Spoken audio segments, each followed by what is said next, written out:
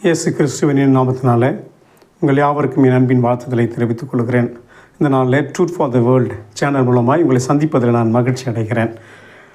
அநேகருக்கு சத்தியத்தை எடுத்து சொல்லுகிற இந்த சேனலை ஆண்டவர் ஆசீர்வதிக்கும்படியாக ஆண்டவர் உதவி புரியுமாக ஆண்டவரை நாம் வேண்டுதல் செய்யலாம்.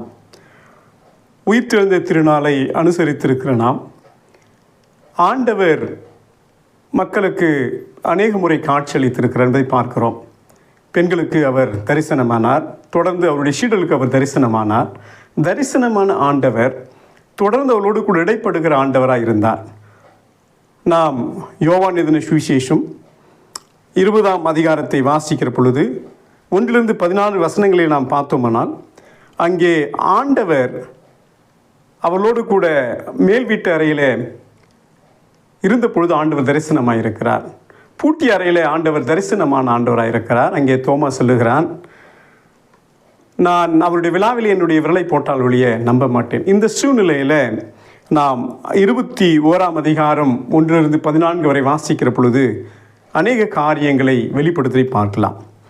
யாத்ராகம் 3:14 படி இருக்கிறவராகவே இருக்கிறேன் என்று சொன்னவர், மத்தேயு 28:20 படி உலகத்தின் முடிவு பரியந்தும் சகல நாட்டில் நான் உங்களோடு கூட இருக்கிறேன் என்று சொன்னவர், எபிரேயர் 13:8 படி நேற்றும் இன்றும் என்றும் மாறாதவராக இருக்கிறேன் என்று சொன்னவர், அவர் என்றும் நம்மோடு கூட இருக்கிற தேவனாய் இருக்கிறார்.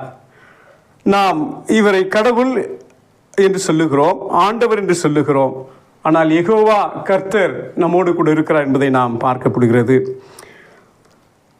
3 வசனங்களை நாம் பார்க்கிற பொழுது தேவன் வெளிப்படுகிற ஆண்டவர் இல்லது நம்மோடு கூட இருக்கிற ஆண்டவராக இருக்கிற என்பதை பார்க்கலாம். ஒரு யானை வைத்திருக்கிற பாகன் ஒருவன் இருந்தான். அந்த பாகனை ஒருவர் பார்த்து கேட்டார், ஒரு சின்ன சங்கிலி அல்லது கயிறினால் இந்த யானை கட்டியிருக்கிறீர்களே, எப்படி அது அறுத்து ஓடாமல் இருக்கிறது என்று சொல்லி. அந்த யானை பாகன் சொன்னான், அது குட்டியாக இருக்கும் பொழுதே அதை நாங்கள் கயிற்றினால் கட்டி வைத்திருந்தோம். அந்த கயிறு அவரை அறுக்காமல் பார்த்து கொள்ளும் என்கிற நம்பிக்கை அந்த யானைக்கு இருக்கிறதுனால அந்த யானை அதே இடத்தில் இருக்கிறது. அது வளர்ந்த பிறகும் தன்னுடைய பழக்கத்தினால் அது அந்த கயிறை அறுக்காமல் நின்று கொண்டிருக்கிறது என்று சொன்னான். ஒரு காரியத்தை தொடர்ந்து செய்கிற பொழுது அது மனிதனுக்கு பழக்கமாகி விடுகிறது என்று சொல்லுகிறார்கள். ஒரு காரியத்தை 20 நாள் செய்தால் அது நமக்கு பழக்கமாகி விடுகிறது. அதே போலதான் வாசிக்கிட்ட பகுதியில் பேதுரு தன் தொழிலை நினைவு கூர்ந்தவனாக இருக்கிறான். ஒரு 20ஆம் அதிகாரத்தில் பார்க்கிற பொழுது ஆண்டவர் தரிசனமாக இருக்கிறார். ஆனால் 21ஆம் அதிகாரத்தில் பார்க்கிற பொழுது அவன் மீன் பிடிப்பதற்கு ஆயத்தப்படுவனாக இருந்தான். ஏன் அது நடந்தது? 3 ஆண்டுகள் தேவனோடு கூட இருந்தான். அவன் எல்லாவற்றையும் விட்டு வந்திருக்கிறான். ஆனால் இங்கு ஒன்றும் இல்லையே, ஆண்டவர் எங்களை விட்டு போய்விட்டார், என்ன செய்வது என்று கலக்கத்தில் இருக்கிறவன் தான் விட்டு வந்த பணியை தொடரும்படியாய் பின்தொடர்வதை பார்க்கலாம். அதற்கு காரணம் அவன் கடவுள் நம்மை நடுவீதியில் விட்டுவிட்டாரோ என்கின்ற கலக்கம், வேற என்னுடைய மீதி வாழ்க்கையை நான் எப்படி கழிக்கப் போகிறேன் என்கின்ற கலக்கம், வாழ்க்கையில் சோர்ந்து போயிருக்கிற நிலையில் இருக்கும் பொழுது ஆண்டவர் அவனை சந்திக்கிறதை பார்க்கலாம். இந்த நாளில் உங்களோடு கூட நான் பகிர்ந்து கொள்ள வேண்டும் என்ற தலைப்பு, உயிர்த்த ஆண்டவரை இருக்கிற இடத்தில் சந்திப்பது. உயிர்த்த ஆண்டவர் இருக்கிற இடத்தில் சந்திப்பது. அதோடு நான் 3 காரியங்கள் உங்களோடு கூட பகிர்ந்து கொள்ளலாம் என்று விரும்புகிறேன். ஒன்று, ஆண்டவர் உன்னுடன் எப்பொழுதும் இருக்கிறார். ஆண்டவர் உனக்கு உதவி செய்கிறார். ஆண்டவர் உன்னை போஷிக்கிறார். வாசிக்கேட்ட இந்த அதிகாரத்தின்படி 21ஆம் அதிகாரம் 4ஆம் வசனம் சொல்லுகிறது, அவர் உன்னுடன் இருக்கிறார். இங்கே இந்த வசனத்தில் 1, 2, 3 நாம் வாசிக்கிற பொழுது அங்கே பார்க்கிறோம், அவர்கள் மீன் பிடிப்பதற்காக பேதுரு அழைக்கிறான். அவனோடு கூட சேர்ந்து 6 பேர் மீன் பிடிக்க சென்று விடுகிறார்கள். 6 பேர் நாள் முழுவதும் மீன் பிடித்து ஒன்றும் அகப்படாத கலக்கத்திலே விரக்தியிலே ஒன்றும் இல்லையே என்று சொல்லி இருக்கிற நிலையில இங்கே சோர்ந்து போயிருக்கிறான். எல்லாவற்றையும் இழந்த நிலை, முழுவதும் பிரயாசப்பற்றும் ஒன்றும் கிடைக்காத நிலையில் இருக்கிற பொழுது ஆண்டவர் வந்து அவர்களை சந்திக்கிறார்.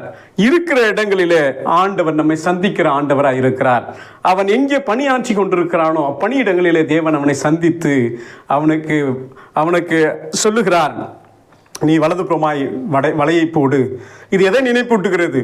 லூக்கா எழுதின சுவிசேஷம் 5ஆம் அதிகாரம் 1-11 வரை வாசிக்கிற பொழுது இங்கே இதே சகோதரர்கள் அங்கே மீன் பிடிக்கும் போது ஆண்டவர் அவர்கள் அழைக்கிறார். அவர்கள் வலையை விட்டு ஆண்டவர் பின் வந்தார்கள். இப்போது அவர்கள் பின் சென்று விட்டார்கள், பின்னோக்கி சென்று விட்டார்கள். எங்கே சென்றார்கள்?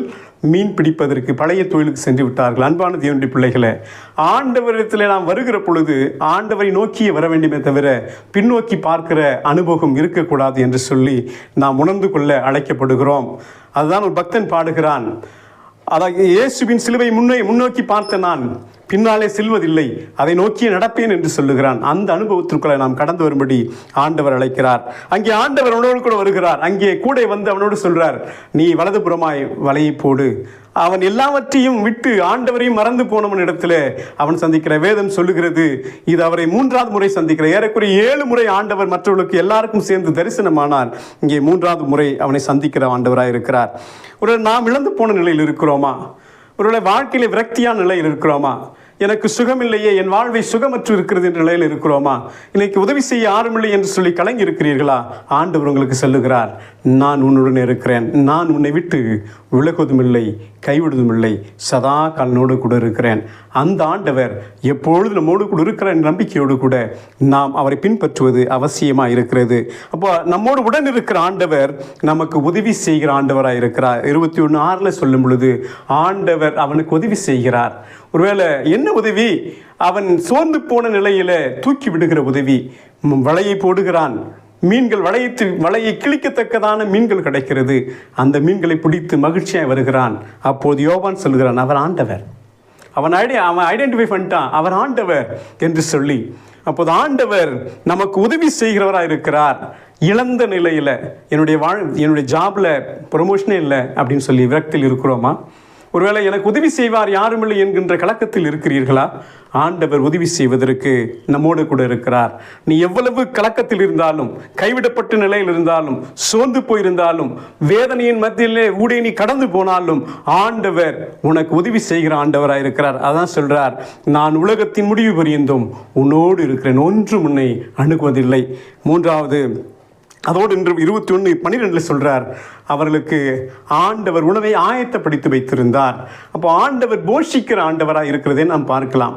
அங்கே அவர்கள் வருகிறார்கள், அங்கே நெருப்பு ஊட்டப்பட்டிருக்கிறது, மீன் வேக வைக்கப்பட்டிருக்கிறது, அப்பம் ரெடியாக இருக்கிறது, வாருங்கள் உணவருந்துங்கள் என்று சொல்லுகிறார். உணவு ஊட்டுகிற ஆண்டவர் நம்மோடு கூட இருக்கிற ஆண்டவராக இருக்கிறார். ஒருவேளை எங்கிருந்து மீன் வந்தது தெரியல, ஆனால் 2 நடக்கிறதை பார்க்கலாம். அவர் அங்கே ஆயத்த பண்ணினார். அவருக்கு சொல்றார், நீங்கள் பிடித்தவைகளில் சிலவற்றை கொண்டு வாருங்கள். இப்போ ஆண்டவரிடத்தில் நாம் வரும் பொழுது வெறுங்கையாய் அல்ல, நம்மிடத்தில் இருக்கிறதை கொண்டு போகிற பொழுது ஆண்டவர் நம்மை ஆசீர்வதிக்கிறார். இந்த சம்பவம் எதை நினைப்பூட்டுகிறது? 5 அப்பம் 2 மீனை கொண்டு வந்தார்கள். 5000 பேர் போஷித்து 12 கூட மீதம் எடுத்தார்கள். அதை நமக்கு நினைப்பூட்டுகிறது. ஆதலால் நம்முடைய ஆண்டவர் நமக்கு உணவூட்ட ஆண்டுகிறார். இல்லை என்று யாரும் இல்லாமல் இருக்க ஆண்டவர் நம்மை அழைத்திருக்கிறார். அன்பான தேவனுடைய பிள்ளைகளே, உங்கள் மத்தியில உணவில்லாமல் இருக்கிறவனுக்கு உணவை பகிர்ந்தளிப்பதற்கு ஆண்டவர் நம்மை அழைத்திருக்கிறார். ஏழ்மையில் இருக்கிறவனுக்கு உதவி செய்வதற்கு ஆண்டவர் நம்மை அழைக்கிறார். திக்கற்றவர்களை தூக்கி விடுவதற்கு ஆண்டவர் நம்மை அழைத்திருக்கிறார். ஏனென்றால் நமக்கு சம்பூர்ணமாய் கொடுத்திருக்கிற ஆண்டவர் மற்றவருக்கு பகிர்ந்தளிக்கும்படியாய் நம்மை அழைக்கிற ஆண்டவராக இருக்கிறார். ஆண்டவர் நம்மோடு கூட எப்பொழுதும் இருக்கிற ஆண்டவர், உயிர்த்தெழுந்த ஆண்டவர் நம்மோடே கூட இருக்கிறார், நமக்கு உதவி செய்கிறார், நம்முடன் இருக்கிறார், நமக்கு உணவு அளிக்கிற ஆண்டவராக இருக்கிறார். இந்த ஆண்டவரை பற்றி கொண்டிருக்கிற நீங்களும் நானும் அவருக்கு கைமாறி என்ன செய்ய போகிறோம் என்பதை சிந்திக்க அழைக்கப்பட்டிருக்கிறோம். உணவில்லாதவனுக்கு உணவு தருவது, உடையில்லாதவனுக்கு உடவை தருவது, உதவியற்றவனுக்கு நாம் உதவி செய்வதை ஆண்டவர் விரும்புகிற ஆண்டவராக இருக்கிறார். அப்படி செய்வதற்கு ஆண்டவர் தாமே உங்களுக்கு அருள் புரிவாராக. இந்த நல்ல வாய்ப்பை தந்த ட்ரூத் ஃபார் வேர்ல்ட் சேனலுக்கு என்னுடைய நன்றியை தெரிவித்துக் கொள்கிறேன். நன்றி.